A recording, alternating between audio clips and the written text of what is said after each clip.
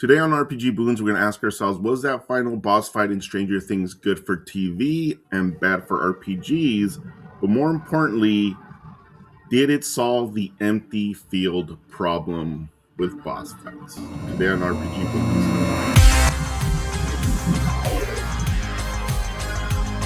As some of you may know, I spent some time looking at forums and looking at various Dungeon Master resources, and something that always comes up is my villain got wiped out by my party. And the common responses are always things like, make your combat more dynamic, make your combat more interesting, keep your players engaged, or are you making it tough enough? And I'm just like, what does this even mean? I hate it when you talk like that. It makes me crazy when you talk like that. So what we're going to do is we're going to look at that final battle scene a little bit from Stranger Things 5, the final fight, and try to look at some of the things that I think are necessary to really have a dynamic combat. Yes, I will explain what the dynamic combat is, but we're going to take a look at it, see what they did good, what was totally awesome for TV, and I actually think you should try to capture in your own game, but also what parts of it are not actually good for any RPG game when you're thinking about that final boss fight. What exactly is that empty field problem? What we're looking at here are some ultimate dungeon terrain, and you can see here that it's essentially a round circle. You can put monsters in there, you can arrange some furniture, some crates, whatever you want.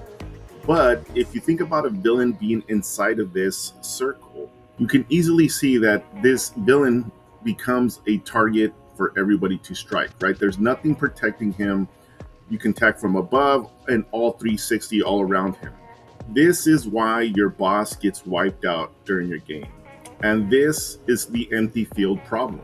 This also becomes a really big issue when you start doing dungeon crawls because everything's trapped in a room and there's really no room for that boss to get around. Now, you can get around this a little bit if you want to create a much bigger room and provide more space, but you still have that empty field problem. Everybody can still approach him and everybody can still attack him.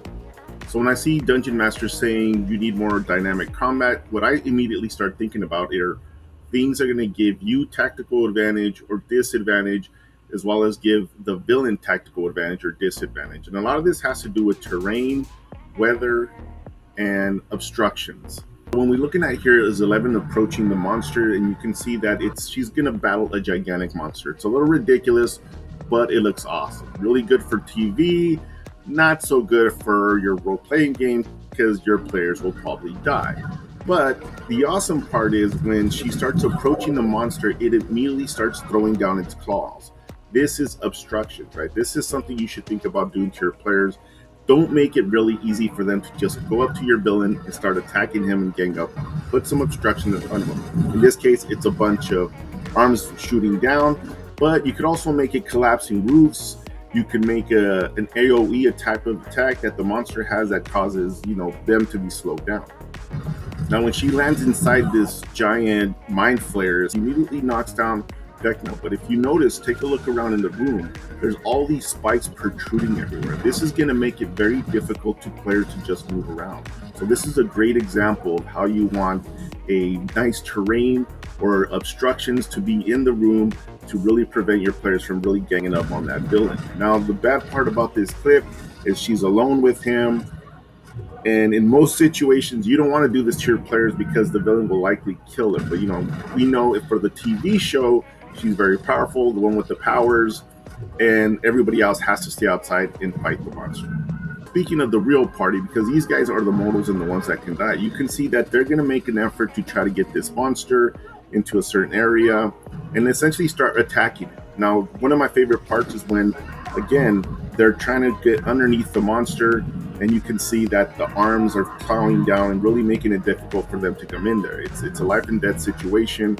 In Dungeons and Dragons, you can essentially, or any RPG game, you can create some type of AoE or dexterity check that they have to make.